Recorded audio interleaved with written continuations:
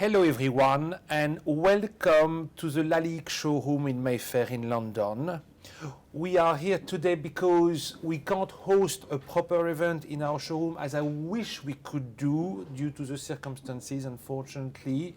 But even though we wanted to speak a bit about the London Craft Week, because Lalique is a craftsmanship industry and factory, and with me today, for those who don't know me, I'm Frederick Fischer, the Managing Director of Lalique UK, and I have two special guests.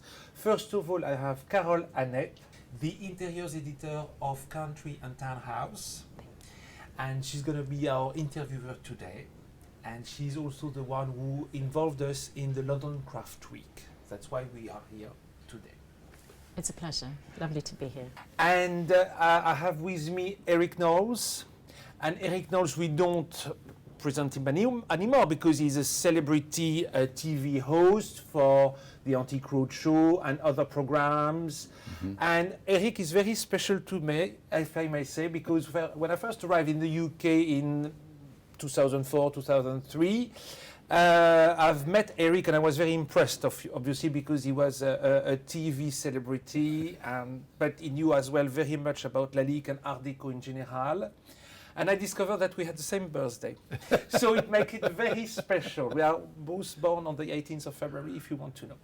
And since we've been seeing each other for various occasions at Lalique or outside of Lalique, and Eric wrote a few books about Lalique. There is a latest one, which is amazing. It goes from the origin of Lalique, Rene Lalique, the jewelry, the crystal, the perfume bottles. It's not a very thick book, very accessible and amazing.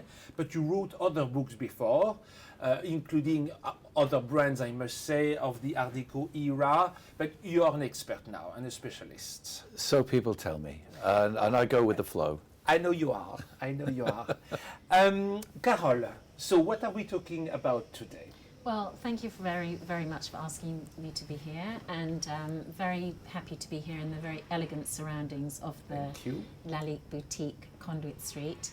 And we're here to celebrate London Craft Week, which of course champions beauty and excellence in craft, values which are very much at the heart of the Lalique brand. So I wanted to ask you, Frederick, what is it that you think that Lalique stands for today? Lalique stands for many things today, actually, because we are still a crystal maker at 80%. It's our core business. 80% of our production is crystal. It's vases, figurines, chandeliers, and tables, as you can see this one. So, but recently the new owner of Lalique, Mr. Dance, who bought it around 10 years ago, decided to expand the activities and domain of Lalique. Marie-Claude Lalique in the early 90s decided to reintroduce a jewelry that René Lalique started because he was a jeweler, but Eric will talk to us about that prior to be a crystal maker. And then we've done perfume, very genuinely, because we were doing perfume bottles at some stage, so we just filled them up. And then we now work with artists such as Damien Hirst or Terry Rogers to do special pieces in crystal. This is a crystal part. And we do hospitality. We have 3 hotels. And 2 in Alsace, by the factory, and 1 in Bordeaux by our vineyards, because we also do wine. I mean, this is something very different. It's not Lalique wine as such. They have their own names. We have Sauternes, Bordeaux, and we are also going, and to very recently, the 15th of March 2019, we bought a distillery in Scotland. So we're going to even do whiskey now. So, Eric, it's obvious that Rene Lalique was a creative visionary. Give us a little potted history of Lalique.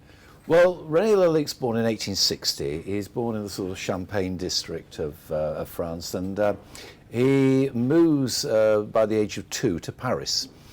His father at that time was described as a retailer of fancy goods. It's a bit of a mystery. We're not absolutely certain what he was selling, but young Rene had a real talent for drawing.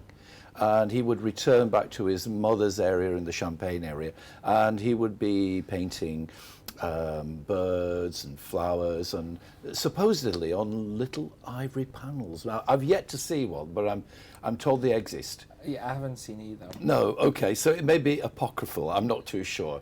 But either way, he, by the age of 12, he wins a scholarship to the Lycée Turgot in Paris, and everything's going swimmingly well. Then, at the age of 16, his father passed away, and so his mother, who was, has been described as a femme formidable, because I will be using some French from time to time. Yes. But I have to admit, most of my French has been gleaned from watching Allo, Allo, so I apologise immediately.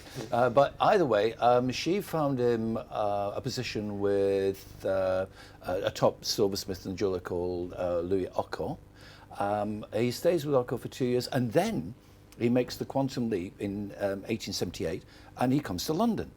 And he goes to the Sydenham School of Art, which was in the Crystal Palace, in the North Wing, I'm told, okay, because I just happen to be a member of the Crystal Palace Foundation. So, but having said that, why come to London? Well, because London was quite liberal when it came to art schools, whereas Paris and Vienna and other places, they were quite restrictive. So it was quite natural. A lot of people came to London.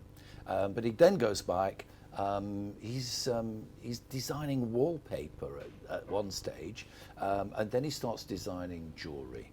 And he's designing jewellery.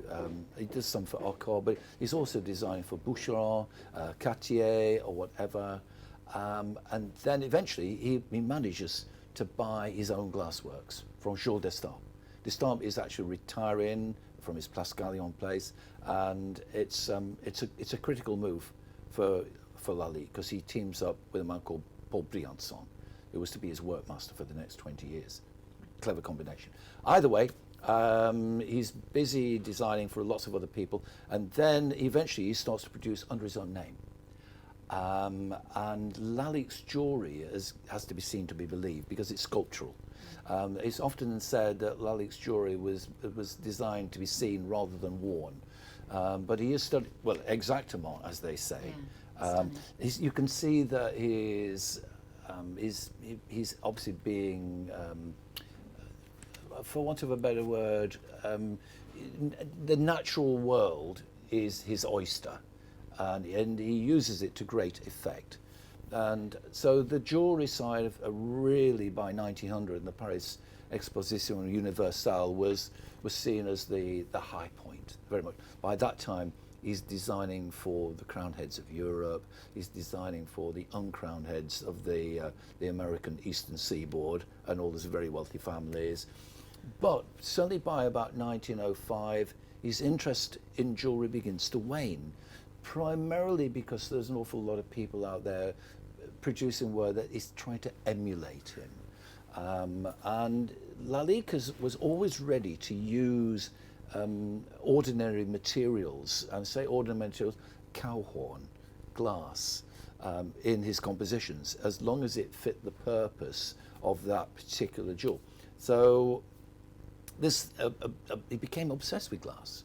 And glass began to take over. He buys or sets up a glassworks in Clairefontaine on the outskirts of Paris, just making table glass or window glass. And then he sets up in 1905, yeah, he's there in the Place Vendôme.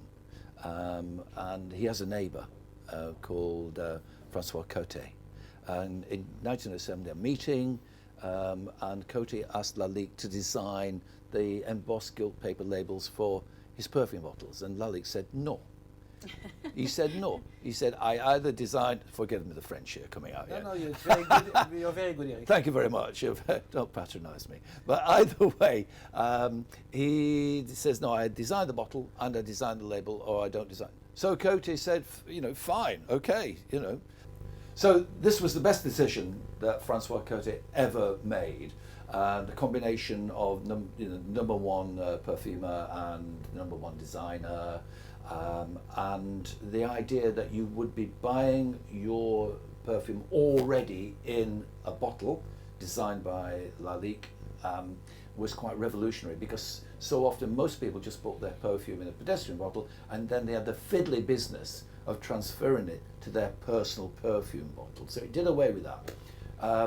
Coty's sales rocketed, and consequently all the other perfume houses come knocking at the door of Lalique, and from then on his business is all down to glass. Not just perfume bottles, but then he grows with vases and boxes and covers, and you know, as you know, the list is endless, is it not? It is indeed, yes, because from the perfume bottle it goes on to other glass pieces, because it's very fashionable at the time, and very fashionable actually at the time, because we are in the Art Nouveau and then Art Deco era, and glass is one of the first matter to be used for decoration.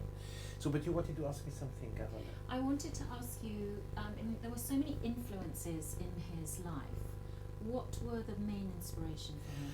Well, actually, like very rightly Eric said, he was born in the Champagne area, and the grandparents had a farm. They were of a kind of middle-class family, farmers, and even though went back to Paris, he was coming for the holidays in the countryside. And he was already a very good drawer and sketcher. Obviously, he was already very keen with his pencils, and he was inspired by all the nature over there, like the fauna, the animals, the flora, all the flowers, and a little bit later, the other F would be femme, the feminine figure, quite early actually, and. His wife didn't like that too much after, but anyway, he was very keen on ladies' shape and ladies' figures. So, yes, these are the three F, fauna, flora, and femme, for woman. So that was his main inspiration. And even, even if today, this perfume bottle, it's a peony, so it's a flower. These little vases are featuring a cherry blossom tree. Mm-hmm. And then this is a peony again, and behind us we have birds, and we have flowers. We don't have that many women, I must say, today. You're the one. Thank you. Yes. And I have the beautiful. You have the swallow, the hirondelle in French, yes, and yes, it is very well worn, I must say. Yeah. Yes. So, Eric, what are the most collectible pieces today? Well, strange enough, the figural pieces that you're alluding to there. I can say if there is a female form, he didn't do much in the way of male figures. There's a big monumental vase with Olympic sort of characters on called Palestra. Yeah. Yes. The thing about Lalique, I recognise his women because they tend to be very willowy, for want of a better term, long-limbed ladies. And you know, I've seen so much over the years, you instinctively know that it's Lalique. Yeah. Yeah. Speaking, I've just been brought a one, because we were missing one on this table. So this is the latest creation, and yes, you see the Lalique woman. Yeah. So we can say she is a stopper of this amazing decanter, and if you want. Goodness And me. look at that, she's beautiful. And she is a real Lalique lady. Because, yes, I mean, the vases, the figurines, you want to have it? Yeah, she's beautiful. Yeah. And Lalique is very much a heritage brand. Yes. And this is a modern piece. It is indeed. So this one, but we are often, the main designer at Lalique, who's Marc Larmineau, often take from former sketches of René Lalique himself to be inspired to do the new pieces. So that's why there is a continuity in our creations. Even nowadays we speak about the birds. The birds are new, but they are also inspired by the work of René Lalique. And in this decanter, this decanter is a limited edition. It's called Aphrodite. Aphrodite, yes. right. And here, the way it is twisted here, it's also a technical way in order to have gaps over there for the wine to breathe. Very clever. You're very clever, you French, you know that. Well, splendid. So, Eric, what do you think? I mean, it's, you know, we're sitting amongst all these beautiful things. It's very easy to see the beauty in it. But what do you think is the enduring appeal? Well, I think you can. This is not mere fashion. This is pure style, and it's classic style, and it permeates its way through to the present day. And so, I mean, good, solid style never really goes out of fashion. And so, having said all that, it's a combination of that and quality. Yeah. Quality of design. It's very, very carefully thought through. There's an awful lot out there in the market today that, for want of a better term, is sort of Lalique lookalikes. But in all fairness, you know, it's not a fair competition because, and I don't wish to sound patronising, but nobody does it better than Lalique. Yeah. And I've seen an awful. No, I've seen thousands and thousands of pieces of Lalique, and instinctively I feel an appreciation. The aesthetics here are fascinating. I mean, I'm looking at things I've never seen before today. Yeah. You know, and I'm looking at this and I'm thinking, I think well, they're being very clever here because that is going to sell lots and lots in Kyoto. It's actually, Eric, you couldn't know these pieces, and it's also for our viewers today to discover. This is the latest autumnal collection called, this vase is called Sakura, the collection is called Botanica, still the flora. This year is more into flora. We were not supposed to do pink, but then after this lockdown and the situation worldwide, we decided to go into soft colors. So we do these vases in clear and in pink, and they arrived in the UK like 2 weeks ago. So yes. And sorry. is the craft making process, has that changed over the years? Not at all. So you've always been able to do pink, or is that a revelation? Lalique was using colors. You could confirm. Yeah, I mean, he's. I think he inspired the term Technicolor, didn't he? Yes, exactly. Yes. And as such, you find that is also another determining factor when it comes to value. Because I've been worked as an auctioneer for 35 years of my life and handled a lot of vintage Lalique. You know what the collectors are looking for, and they're looking for good colour. I mean, sometimes a piece doesn't work in colour; it looks just as good, you know, in frosted and clear. Yeah. To answer Carole, we've decided to do pink for this collection, for 2020 winter collection. But prior to this, you have behind you a blue vase, if we can see it. And then we have also with this winter collection, the pièce de résistance, as we say in French, the cherry blossom vase. Very difficult to make. It's a limited edition of 88 pieces. Not only it's blown crystal, it's one of the biggest vases. It's not the biggest one because the blue one is even bigger, but it's blown crystal in a cast, in an iron cast, exactly like we did in the 1900. And this one has a particularity to have a flower that have been designed also because, you know, we work on the hot studio and the cold studio. The hot one is when you blow, you pull the crystal in fusion, and then you pour it in a cast and then you blow, as you've seen in the video earlier on. And then the finishes, it's the cold finish. So we reshape the flowers and the leaves, and we've decided on the flowers to add with a brush 24 karat gold. Wow. Yes. So it makes the vase even more special. And to be honest with you, and I can say that, you know, it's not off the record, since we received this vase, we had, and despite being open to the public, but not as much as before due to the COVID situation, but we had orders right away. I can imagine. Ah, yes.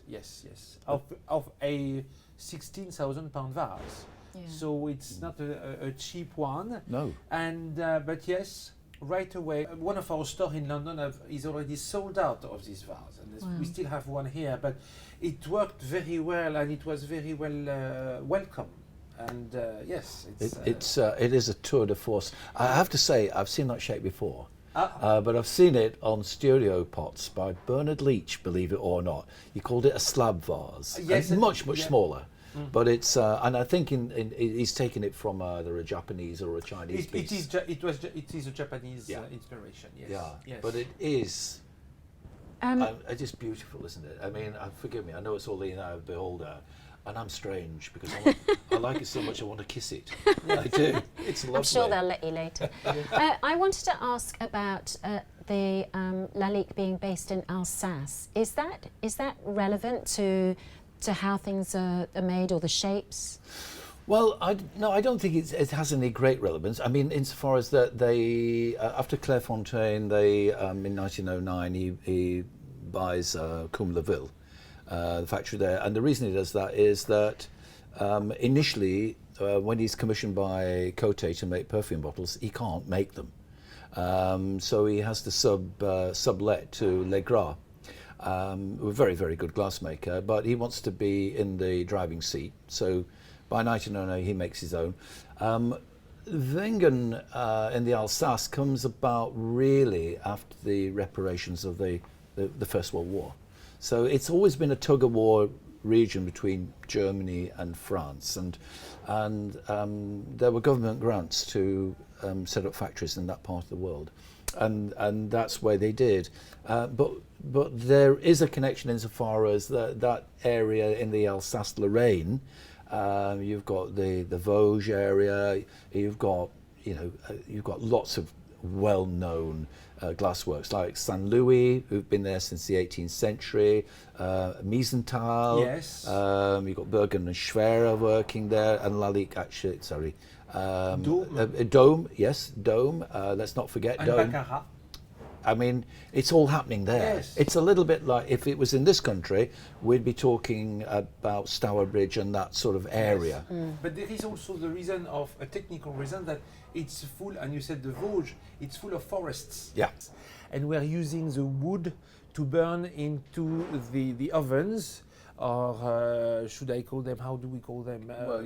We call them glory halls, don't we? And but that's what they call them. Really? But no, they're kilns of sorts. Kilns, yes, they're kilns.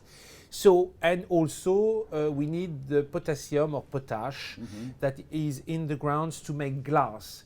So these two factors being there on site, it was good, but it's been like hundreds of years, because even in the early 17th century they were having like glass making factories there, and then crystal making.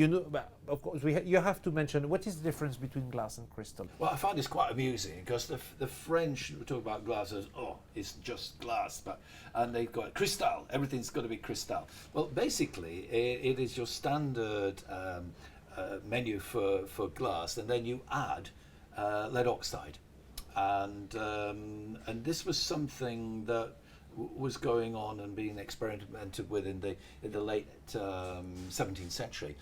But the man who really made it happen was an Englishman, and his name was George Ravenscroft, and he was working out there in Henley-on-Thames.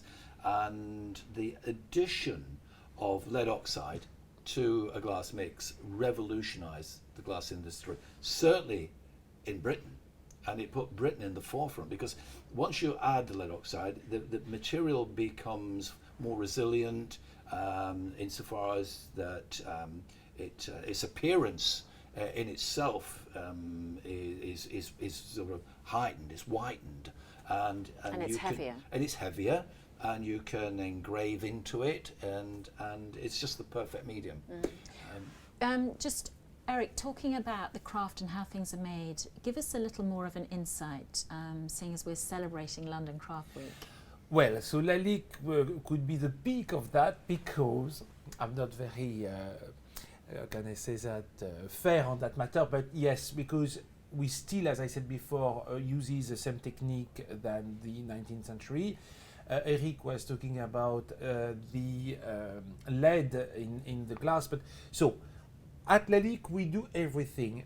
the only thing that we change nowadays to do a vase like this, we use a computer image system and program rather than a pen and a pencil. But we start always with a pen and a pencil, but then after it goes into the computers. But then the computer will create a form like this in wax, and then from that we will create a cast in steel. So we do our own casts, we do our own kiln, our furnace in clay. We still do our own colors, so we use oxides. And you were saying we don't know which oxide. I mean, it's a secret. You have secret ingredients. So depending of the oxide, it comes either pink or blue or purple. For the red, we use a bit of raw gold as well, which makes always the red piece more expensive. Yes. So we have the same as glass, but for those who don't know how we do glass, we melt sand, potassium, and water. That's it. In a kiln up to 1200 degrees roughly, and to do crystal, and then I don't know whether we will hear that, which is almost a metallic sound. It's why? Because we had lead, and lead is a metal. So that's why we have this kind of tingly or like a bell kind of bell, which is made of steel or iron. So all that burns for a good 1 week, I would say, this mixture to raise the temperature 1200 degrees. Then one of the craftsmen will take let's call it a cane. So it's going to be a full cane or a hollow cane, whether we have to blow or not, which is around 2 meters long, very good to keep the distanciation, these days. And then they go into the kiln, and it works like a candy floss. They will turn the cane, and the molten will go around the cane. Then if, as I said, for a bottle like this, it has to be blown, or like the decanter, then you will blow from the top of the cane into a cast in steel.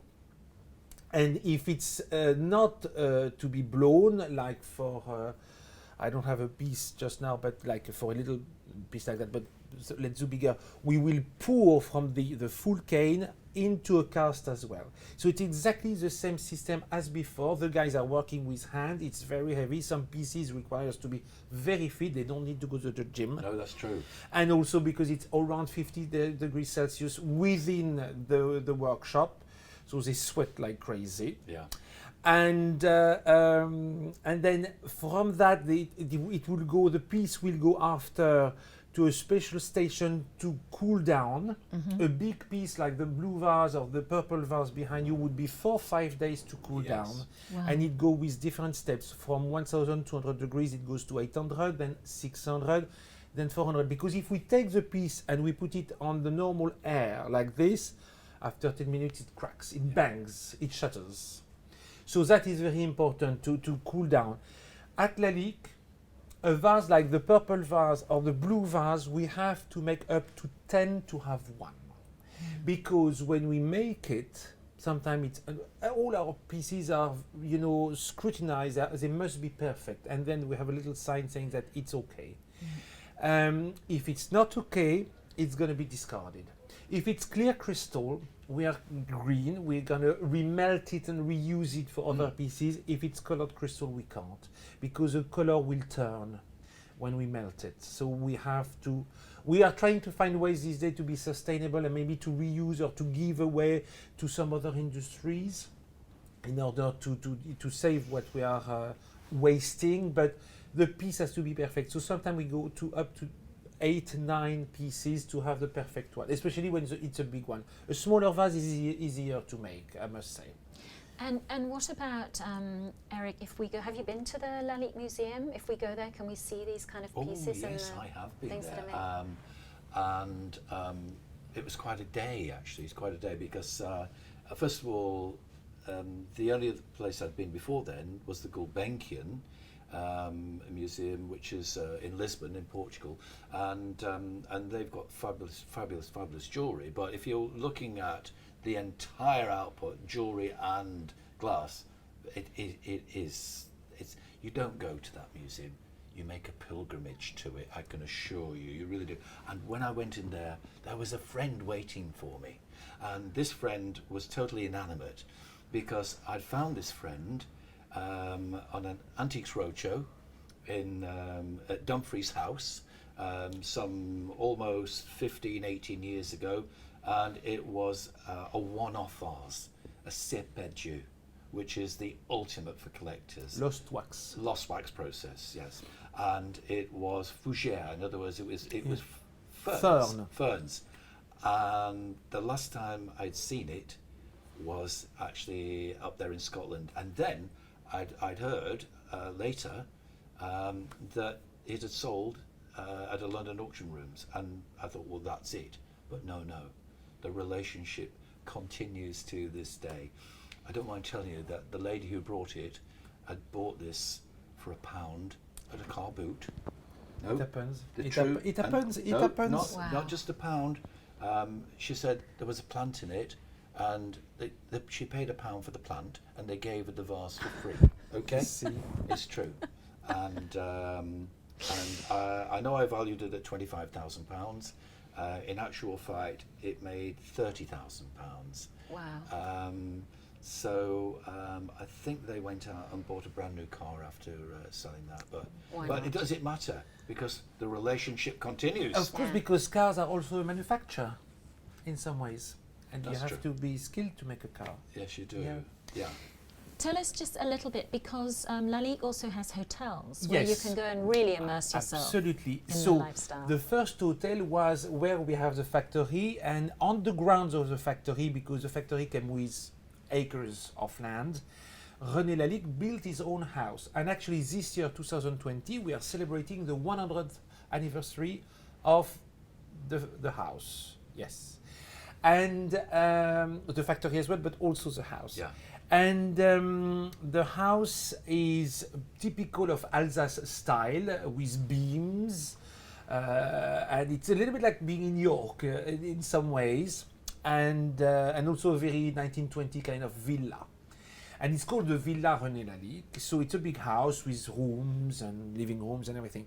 So it was almost in derelict when Mr. Dance bought Lalique, because Marie-Claude passed away in 2003, Marie-Claude Lalique, Yes, the of course, granddaughter, yes. and the house was inhabited. So, uninhabited, should I say. And then he decided to make it like a luxury boutique hotel, and he asked the architect Mario Botta from Switzerland to add a wing to the house to make a 2 Michelin star restaurant. With 2 months, you have to book 2 months in advance. Wow. Yes. So you have the house, and it's very Lalique decorated. We have like here you have the console by Lalique. So we are using the Lalique furniture all around the hotel, and it worked very well. So we didn't have, it's only a 6 rooms boutique hotel. So people coming to visit the museum often book a room for one night. It's a bit dear, but then the restaurant, it's a full experience. Yes. And then Mr. Dance 2 years after said it's not enough, so he bought the chateau, which is like a mile or two from the villa, to make it a 3-star hotel. So it's a little bit more reasonable to stay, but the food is almost as delicious as the other one, because this is the same chef. I mean, it's a chef that was educated by the other chef. So Okay. it's almost as good as the Villa Rene Lalique, and this one is called Chateau Hochberg. And then, because I said earlier today that we were going into wineries, so in Bordeaux we have a Sauterne, and actually I happen to have a bottle here from La Forie Péraguet, which is now a part of the Lalique group, I would say, and it belongs to the owner of Lalique mainly, but we have Laliqueified, or no, let's say, I don't know, we made it more Lalique, with a panel by René Lalique, which is originally from the Orient Express, and it's the Femme Bras Levée, woman arms up, and it's gilded with 24 karat gold as well. Wow. So it's a very special edition. This is a special edition. You can buy regular bottles as well, yes. But this one is... so yes, because we were in Bordeaux, we said, oh, we use a chateau, we will transform it as a hotel. because it was for the staff before, and then why not? And it's a lovely one. It's very different than the one in Alsace because it's a Bordeaux style. The colors are very earthy, but with wooden beams inside. It's. I went there. I must say I was lucky, and it's lovely. Yeah. Frederick, Yes. you've sold it to me. Yeah, but, and Totally Eric, sold you it to must me. go, and everybody should go actually because it's also there, and we have also 1 Michelin star there. So the Excellent. food is delicious, and the wine not too much. We even have, I don't have images, but perhaps I will find. We even have a barrel that has been made of crystal, Oh my goodness. the me. size of a real barrel. So it's massive. I think it was a tour de force to make it because they had to blow it. I can't. I mean, I wasn't there to see how it was made, but it was difficult. Wow. So we have a barrel, and it's in exhibition, in crystal with real wine inside. Wow. I'm almost there. I'm almost there. Well, thank you both so much for this little time we spent immersing ourselves into the heart of Lalique. Absolutely fascinating, and I hope everyone's enjoyed it as much as I have. Thank you, Thank Carole. you. And thank you, Eric. No, thank you both. And we should say au revoir.